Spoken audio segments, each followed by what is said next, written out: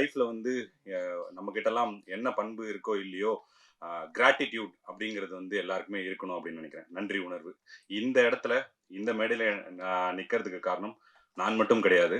ப ப ப ரொம்ப ஆயிரக்கணக்கான ஆட்களும் இந்த மேடையில இருக்கவங்க, இந்த அரங்கத்துல மட்டும் இல்லாதவங்களும், இதுக்கு வெளில இருக்கவங்களும் நெறைய பேர் இருக்காங்க. அவங்க எல்லாருக்கும் என்னால முடிஞ்ச அளவுக்கு இந்த ஸ்பீச்ல நன்றி பாராட்டணும்னு நான் நினைக்கிறேன். நீங்கலாம் இல்லன்னா இந்த இடமும், இந்த அன்பே டயனாவோட இந்த சக்சஸும் சாத்தியமே ஆயிருக்காதுன்றது வந்து நான் ரொம்ப ஸ்ட்ராங்கா பிலீவ் பண்றேன்.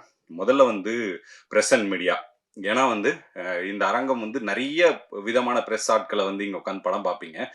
ஆனா, எல்லாருக்குமே நிறைய மாற்று கருத்துக்கள் இருக்கலாம். எல்லாரோட டேஸ்ட்டும் ஒரே மாரி இருக்கணும்ன்றது கிடையாது. ஆனா, உங்களுடைய கருத்துக்கள் என்னவாக இருந்தாலும், ஒரு படம் வந்து இது மக்கள் கிட்ட போய் சேரும்போது வேற மாரி இருக்கும் அப்டின்ட்டு தங்களோட எண்ணங்கள ஒதுக்கி வச்சுட்டு, அந்த படத்தோட ஒரு நலன் மட்டுமே கருதி நெறைய என்கிட்ட வேற சொன்னாலும், அவங்களுடைய விமர்சனங்களும், எழுத்துக்களும் வேற மாரி இருந்த இந்த படத்துக்கு முதல் உதவியா இருந்த உங்க எல்லாருக்கும் மிகப்பெரிய நன்றி நான் தெரிவிச்சுக்கிறேன் இந்த இடத்துல. அதுக்கப்புறம் எல்லாரும் சொன்னது அதுதான். நான் தியேட்டருக்கு போகும்போதெல்லாம் எல்லாரும் என்கிட்ட சொல்லிட்டே இருந்தது. நான் வந்து ஜமாக்காக தான் வந்தோம், ஜமாக்காக தான் வந்தோம் அப்படின்னாங்க. நான் அந்த படம் வந்து நான் சொன்ன மாதிரி முன்னாடி பெரிய வரவேற்பு இல்லைனாலும், என்னோட டீம் கிட்ட நான் ரொம்ப ஸ்ட்ராங்கா சொல்லிட்டே இருப்பேன். அந்த படம் வந்து ஒரு ஒரு நாளும் க்ரோ ஆயிட்டே இருக்கும் அப்படின்றது. அதுல எந்த விதத்திலயுமே எனக்கு வந்து சந்தேகமே இல்ல. ஜமாக்கு நன்றி, ஜமாவோட ப்ரொடியூசர்ஸுக்கு நன்றி. அவங்களுக்கு இந்த நேரத்துல இது பண்ணிக்கிறேன். முக்கியமா வந்து இந்த நேரத்துல விஜய் சேதுபதி சாருக்கு நான் மிகப்பெரிய நன்றியை நான் தெரிவிச்சுக்கிறேன். ஏன்னா அவர்கிட்ட நான் கதை சொன்னப்ப அது ஒரு சீக்வன்ஸ் இருக்கு. அவர் வந்து இந்த டைம்ல இப்போ உன்னோட கரியர்ல இந்த டைம்ல வந்து $1 மில்லியன் நீ படம் பண்றது வந்து ரொம்ப சரியா இருக்கும் அப்படின்னு வந்து உத்வேகப்படுத்தி யுவராஜ் ப்ரோ கிட்டையும் பேசி அமைச்ச விஜய் சேதுபதி சாருக்கு மிகப்பெரிய நன்றியை நான் தெரிவிச்சுக்கிறேன். $1 million productions Yuvaraj Ganesan bro.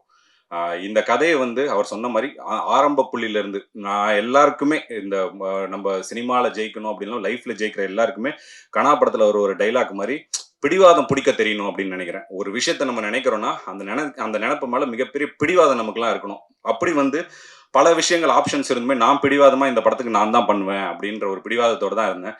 அதை வந்து அந்த அந்த அந்த பாயிண்ட்ல இருந்து இன்னைக்கு வரைக்கும் நம்பின யுவராஜ் ப்ரோக்கு மிகப்பெரிய நன்றிகளை நான் தெரிவிச்சுக்கிறேன். மற்ற விஷயங்கள் எல்லாமே கிளை விஷயங்கள் தான். அவர் வச்ச நம்பிக்கை தான் இந்த படத்தோட தொடக்கத்துக்கும் இந்த படம் இன்னைக்கு சக்சஸா இருக்கிறதுக்கு காரணமும் அந்த ஒரு விஷயம் தான். அவருக்கு மிகப்பெரிய நன்றிகள் நான் தெரிவிச்சுக்கிறேன். முக்கியமா ஒரு ஏன் வந்து யுவராஜ் ப்ரோக்கு இவ்வளவு ஸ்ட்ராங்கா ஒரு சில நன்றிகளை சொல்றோம் அப்படின்னா, எனக்கு 2 படத்துலயுமே ஜமாலியும் சரி இதுலயுமே சரி என்ன விஷயம் வந்து பொதுவா நடந்தது அப்படின்னா, நம்மளோட எழுத்த வந்து ஒரு ப்ரொடியூசர் வந்து முழுசா நம்புறதுன்றது வந்து ரொம்ப ரொம்ப ஒரு ஒரு இயக்குனருக்கு வந்து கிடைக்கிற வரமா தான் நான் நினைக்கிறேன். என்னோட ஜம்மா ப்ரொடியூசர்ஸும் அப்படிதான். ஒரே ஒரு வார்த்தை கூட நான் என்ன எழுதுனனோ அதை வந்து மாத்தணும், இந்த சீனை மாத்தணும், இந்த டைலாக மாத்தணும் அப்படின்லாம் எதுவுமே சொல்லாம முழுக்க முழுக்க வந்து அதை ட்ரஸ்ட் பண்ணாங்க. அது ஒரு ஒரு ஆர்ட் ஃபிலிம். ஸோ அது அது அதை பத்தி இவனுக்கு தெரிஞ்சிருக்கு, இதுல மாத்த வேணாம் அப்படின்னு நினைக்கிறது ஓகே. பட் ஒரு கமர்ஷியல் ஃபிலிம் வரும்போது இதுல எல்லாருக்குமான சே இருக்கும். நம்ம எப்படி ஒரு திரைப்படங்களை ரசிக்கிறோமோ, ஒரு காதல் காட்சிகள் எழுதுறோமோ, ஒரு நகைச்சுவை காட்சிகள் எழுதுறோமோ, அந்த மாதிரி எல்லாருக்குமானது இருக்கும். என்னோட அதிக சென்சிபிலிட்டி இருக்க ஆட்கள் வந்து யுவராஜ் ப்ரோ. ஆனா அப்படி இருந்தும் இந்த கதையில ஒரே ஒரு டைலாகோ, ஒரே ஒரு சின்ன சீனோ கூட இதுல இந்த டைலாக் இப்படி மாத்தி எழுதலாம், இந்த சீன் இப்படி இது பண்ணலாம் அப்படின்னு எதுவுமே சொல்லாம எழுத்த நம்பினது இருக்குல்ல, அது வந்து அதுக்கு நான் வந்து யுவராஜ் ப்ரோக்கு என்னைக்குமே நான் கடமைப்பட்டிருக்கிறேன். ஏன்னா இது ஒரு படம் பண்ண போற எல்லா இயக்குனர்களுக்கும் தெரியும் இது எவ்வளவு பெரிய பயங்கர கிரேட்ஃபுல்லான விஷயம்னு. அப்படி ஒரு விஷனை சப்போர்ட் பண்றதுக்காக thank you Yuvaraj bro, thank you so much, மிகப்பெரிய நன்றிகள். அதுக்கப்புறம் அது மட்டும் இல்லாம நம்ம ஒரு கதையை எழுதி முடிக்கிறோம். நம்ம நம்ம இயக்குனர்களுக்கே ஒரு சில விஷயங்கள்லாம் இருக்கும்.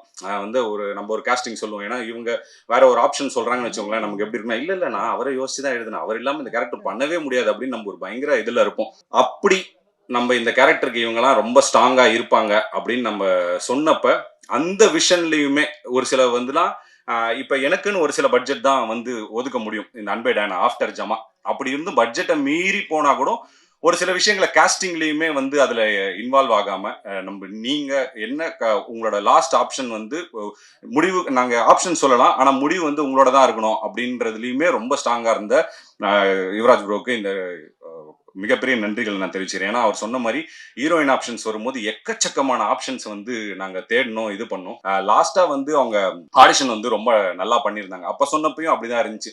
கிட்டத்தட்ட அவங்க கடைசி நேரத்துல பூஜைக்கு முன்னாடி தான் வந்து ஓகே ஆனாங்க. இன்னைக்கு வேற யாருன்னா இந்த கேரக்டர் பண்ணிருக்க முடியுமா, இவ்வளவு நல்லா பிரசன்ட் பண்ணிருக்க முடியுமா அப்படின்னே தெரியல. அப்படி இருந்தவங்க லாஸ்ட் மினிட்ல வந்தப்ப அந்த சப்போர்ட்டிவுமே வந்து யுவராஜ் ப்ரோ வந்து அவ்வளோ பிரில்லியண்டா எனக்காக வந்து அது பண்ணி கொடுத்தாரு. Thank you so much bro. அதுக்கப்புறம் வந்து என்னோட டெக்னீஷியன்ஸ் எல்லாருக்கும் மிகப்பெரிய நன்றியை தெரிவிச்சுக்கிறேன். இப்படி ஒரு கமர்ஷியல் ஃபிலிம் வரும்போது டெக்னிக்கலா நிறைய விஷயங்கள் இருக்கணும். முதல்ல விஷுவலா வந்து நம்ம பார்க்கறதுக்கு வந்து ஓகே இவன் வந்து லீட் கேரக்டர் அப்படிங்கிறத நம்பணும். அப்படி ரொம்ப வந்து பயங்கர எங்க எல்லாரையுமே வந்து ரொம்ப அழகா காமிச்ச ஷெல்லி ப்ரோக்கு மிகப்பெரிய நன்றிகள். அவரை பயங்கரமா டார்ச்சர் பண்ணிருக்க ஒரு விஷயத்த சொல்லுவாருன்னு நினைச்சேன். போன வாட்டி என்கிட்ட சொன்னார். ஒரு விஷயம் சொல்லலாம்னு நினைச்சேன் ப்ரோ. ஆனால் ஸ்டேஜ் இன்சல்ட் விட்டேன். நீங்க முதல் 2 நாள் ஜாலியா இருந்தீங்க, ஓகே. அதுக்கப்புறம் மாறிடுவாருன்னு பார்த்தேன். அப்புறம் 4 நாள் பார்த்தா திரும்ப ஜாலியா இருக்காரு. படம் 35வது நாள் ஷூட் போகும்போது ஜாலியாவே இருக்காரு. யாரா அவன் சீரியஸாவே இருக்க மாட்டானா அப்படின்ற மாதிரி அவர் வந்து ஃபீல் பண்ணாருன்னு சொன்னேன். அப்ப அவர் எவ்வளோ வந்து என்னால வந்து ரொம்ப சீரியஸா வந்து ஃபிலிம் மேக்கிங் பண்ண முடியாது. ரொம்ப ஜாலியான அப்படிப்பட்ட ஒரு ஆள் தான். உங்களை எதனா அப்படி அந்த ப்ராசஸ்ல டார்ச்சர் பண்ணியிருந்தேன், மன்னிச்சிருங்க. மன்னிப்பு கேட்கறது எல்லா டெக்னீஷியன்ஸ் கிட்டயும் தான் கேட்கணும்னு நினைக்கிறேன். முக்கியமா மோகன்ராஜன் இன்னும் பாக்குறாரு. அவரெல்லாம் வந்து அண்ணே போன் பண்ணி அண்ணே தக்கல்ல அவசரமா ஒரு லிரிக்ஸ் எழுதணும்னே அப்படின்னு சொல்லுவேன். என்ன தக்கல்ல புரியல, உடனே வேணும்னே ஒண்ணு வரும். அப்படி அப்படி என்ன இருந்தாலுமே வந்து உட்காந்து 10-15 நிமிஷத்துக்குள்ளலாம் வந்து ஒரு சில பாடல்கள் வெட்டிங் பெல்ஸ்லாம் அப்படிதான் எழுதணும். நிறைய டார்ச்சர் பண்ணிட்டோம், மன்னிச்சிருங்க. பாக்கியண்ணனுக்கும் அதே தான், முத்தமிழனுக்கும் அதே தான்.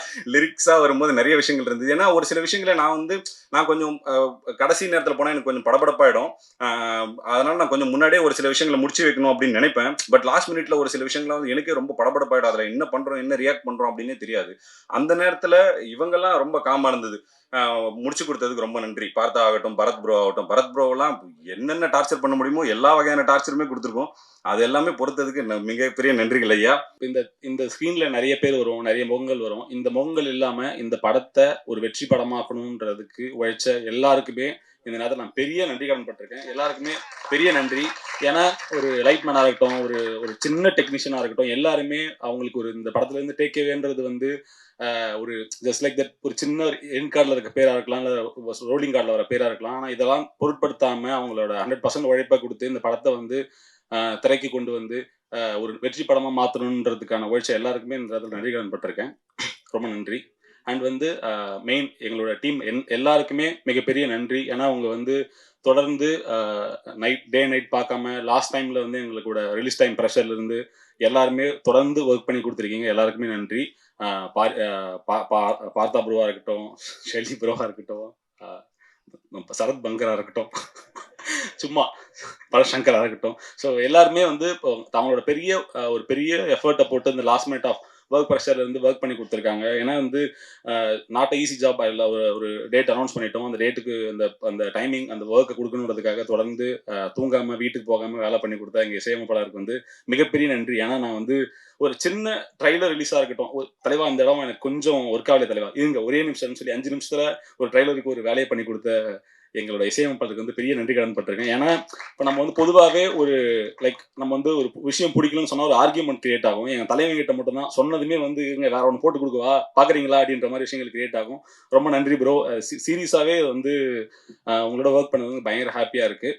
அண்ட் வந்து ஷெல்லி ப்ரோ வந்து பொதுவாகவே நிறைய பேச மாட்டார். அவர் வந்து விஷுவல்ஸில் தான் பேசுவாப்ல. ஏன்னா அவருக்கு வந்து வாயில் பேச தெரியாதுன்னு நினைக்கிறேன். ஏன்னா தொடர்ந்து வந்து நம்ம என்ன எதிர்பார்க்குறோமோ அந்த எதிர்பார்ப்பை தாண்டி தன்னோட வேலையை முழுமையாக செஞ்சு முடிக்கிற ஒரு கலைஞன். கிட்டத்தட்ட எனக்கும் அவருக்கு ஒரே டேஸ்ட் தான் நினைக்கிறேன். கிட்டத்தட்ட நான் வந்து டிஐயில் படத்தை பார்க்கும்போது என்ன ப்ரோ என்னவோ காமிச்சிங்க ஒன்று பயங்கரமாக மாற்றி வச்சிருக்கீங்களேன்ற அளவுக்கு ஆச்சரியப்படுத்துற அளவுக்கு ஒரு விஷயம் பண்ணி கொடுத்துருந்தீங்க ப்ரோ. ரொம்ப நன்றி.